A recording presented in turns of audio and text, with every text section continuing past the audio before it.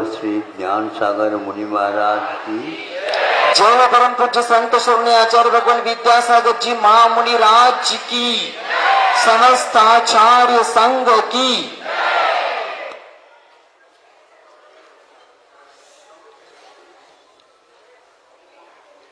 अब आपके सामने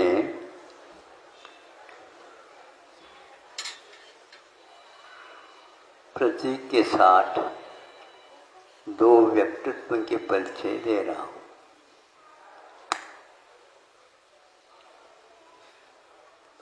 आप सुबह उठते ही अपना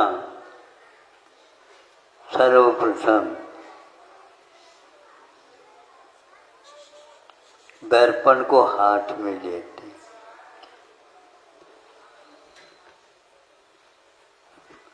दर्पण में इस खूबी के साथ आपको अन्य कहीं भी जाओ उस दृश्य को कोई भी नहीं दिखा सकता।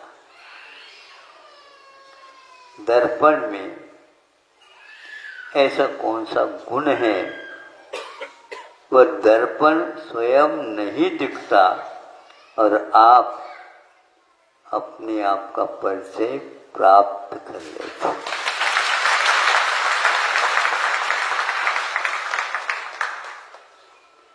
कहीं भी जाओ, किसी भी दुकान में जाओ, मौलिक वस्तु देने के संकल्प भी कर लो, करोड़ों रुपए दे दो, अरबों दे दो, सब कुछ दे दो, लेकिन अपनी छवि, अपना स्वरूप देखने का सौभाग्य कहीं भी नहीं मिलता और दर्पण से हमें उपलब्ध होता है। आखिर दर्पण में क्या है हमें बताओ। वो यह है, एक कांच है वो, और ये कांच में हम क्यों आ गए और हम देख रहे हैं उसकी ओर, और हमें मिल रहा है अपना मुख अपनी ओर। ये भी एक उल्टा काम है। दिखना तो उसमें यूं का यूं चाहिए था, यूं न देख करके हम उसकी ओर देख रहे, तो वह बदले में आपके लिए पुरस्कार ये दे रहा है, ये ले लो।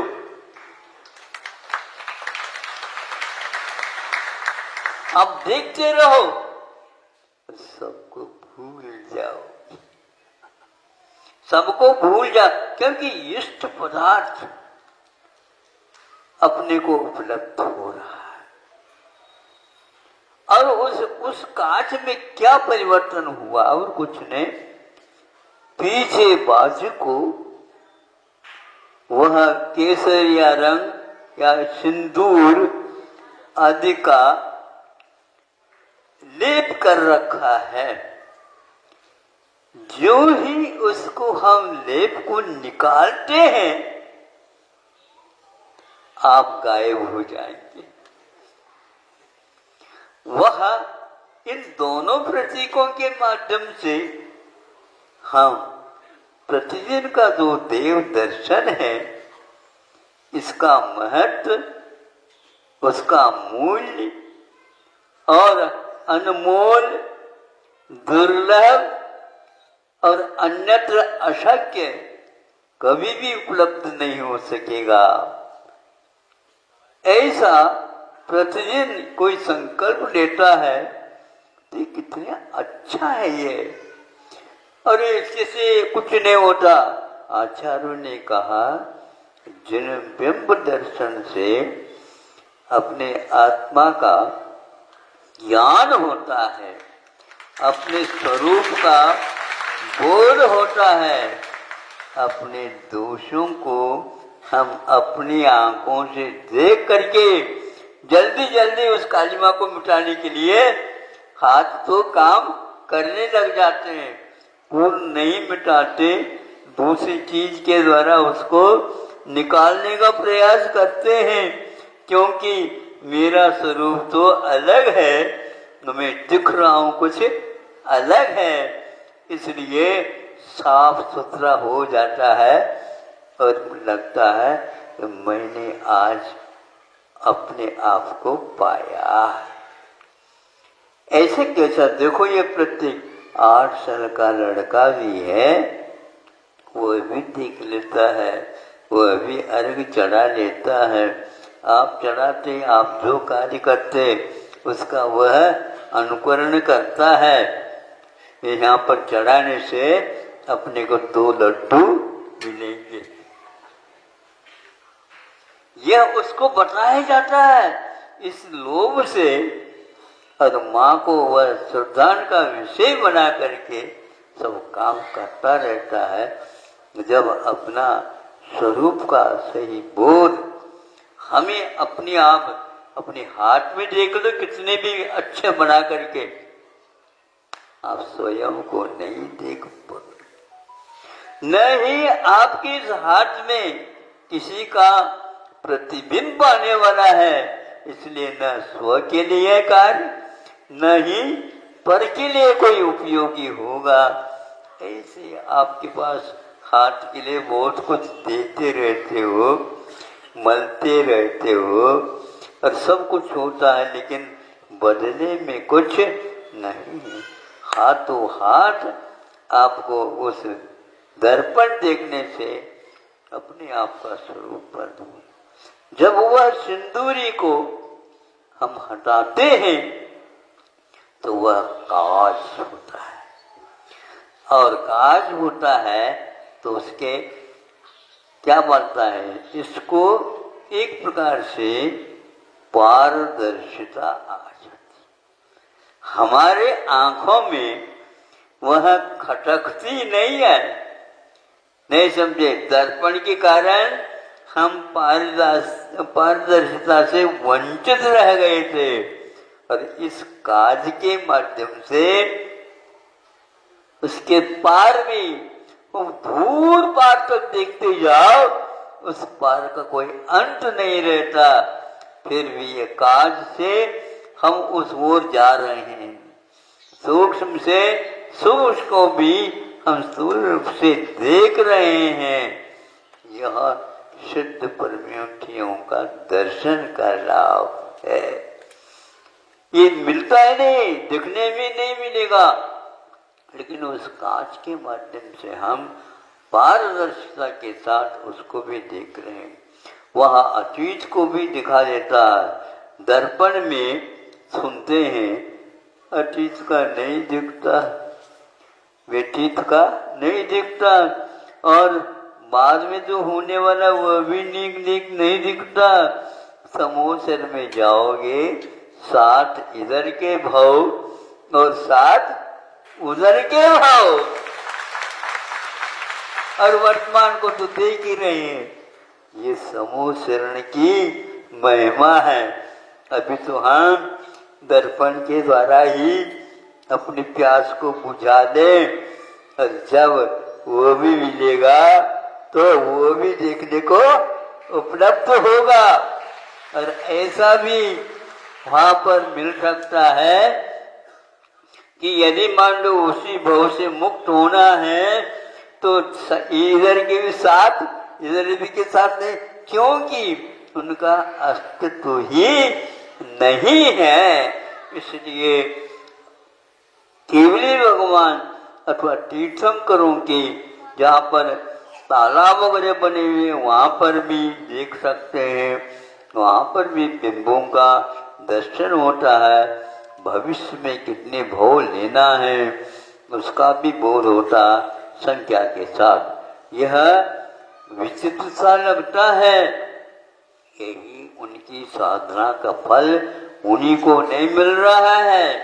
उस साधना का फल अपने को भी मिल रहा है, और वो कहता है भैया इसके बदले में पैसा दे दो।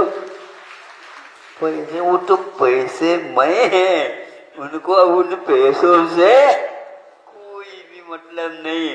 फिर भी उनको प्रसन्नता इसलिए है कि आप लोगों को भी यह सुंदर रहस्यमय चित्र कम से कम देखने को उपलब्ध हुआ।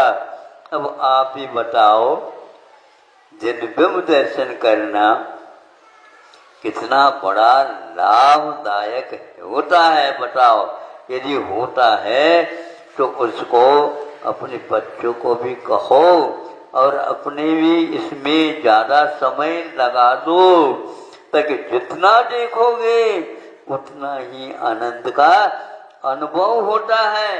यहाँ तक कि धारणा प्रयोग में आचार्य समय अपने कुंद भगवान ने समय सार में लिख कहा है कि देखो, जब प्राथमिक दशा में मुनि महाराज साधना करते हैं उस समय बिंब की अवधारणा कर लेते हैं।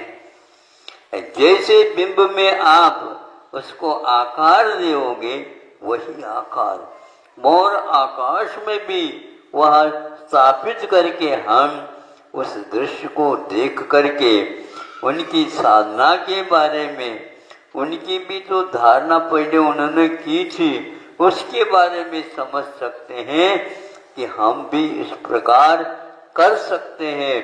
और नीचे न रख करके एक प्रकार से आसमान में उन्होंने इसका दृश्य दिखाया।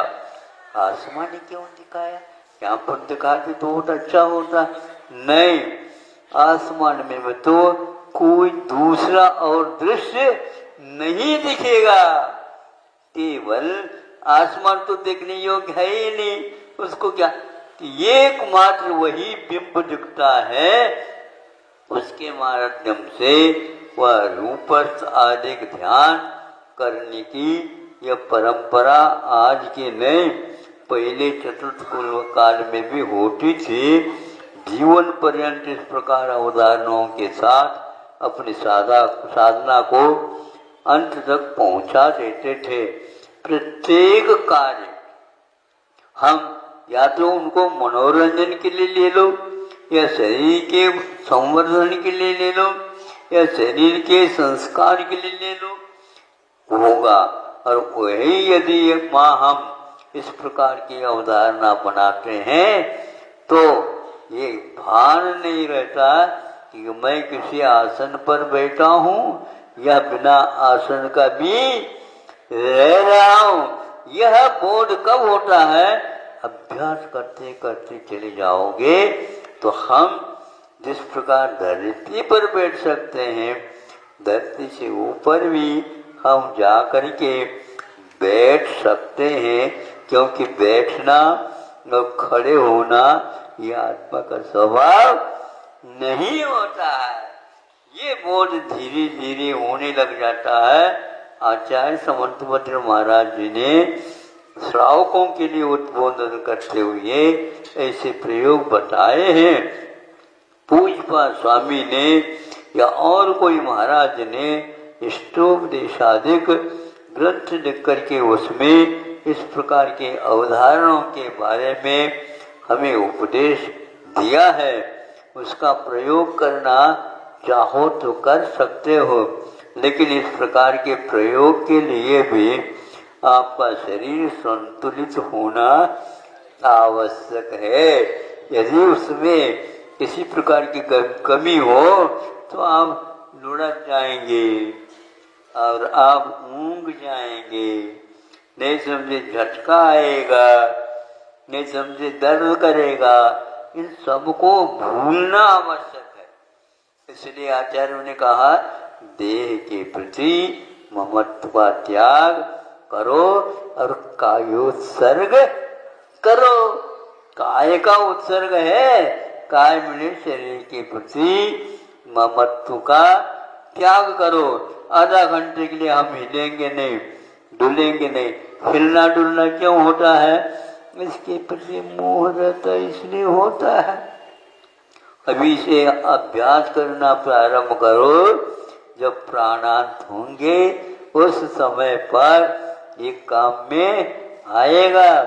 नहीं तो वहां पर जाने के उपरांत आपको रोना ही रोना मिलेगा, कोई भी उत्साह नहीं मिलेगा। वार्धक्य केवलम श्रम है, वृद्धावस्था में तो आपको केवल वेदना, कषाय, प्रतिकूलताएं ये कब छूटेगा? हे भगवान, अब ऐसे भेजा था आपने, अब इसको उठा दो। है 4 व्यक्ति तब उठाते हैं आप जब मृतक बनेंगे, समझे?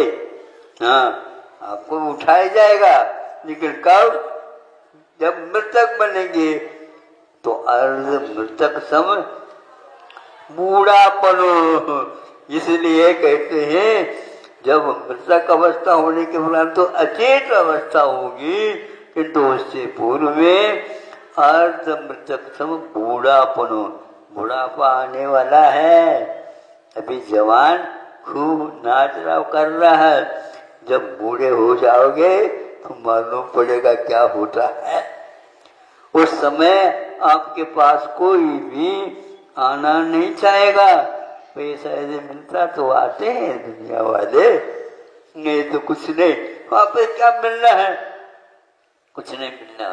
तो यहाँ पर स्वार्थ की मात्र सिद्धि होती है। इससे आप ऊपर उठिए और स्वार्थ होने का पुरुषार्थ करिए। और ये ध्यान रखेंगे, सिद्ध परमेष्ठि के लिए पारदर्शिता का प्रतीक वह काठ रखा है, और दूसरे अरहंत परमेष्ठि के बिंब से उनको कोई उसका लाभ नहीं, किंतु आप कितने लाभ, सारे आप अपने हाथ में दर्पण रखेंगे तो किसी को दूसरे का वहां पर नहीं आएगा, आपको आएगा। इसलिए जिन बिंब के दर्शन करते जाओ और उसकी अवधारणा भी आप पूर्ण बनाते जाए, यही एक तात्पर्य है। आज समय ज्यादा हो गया था। हाँ, विलंब से आए थे, लेट से तो नहीं आते हैं, लेट करके आए। अब तो कम से कम भारतीय बन जाओ। अहिंसा परमो धर्म की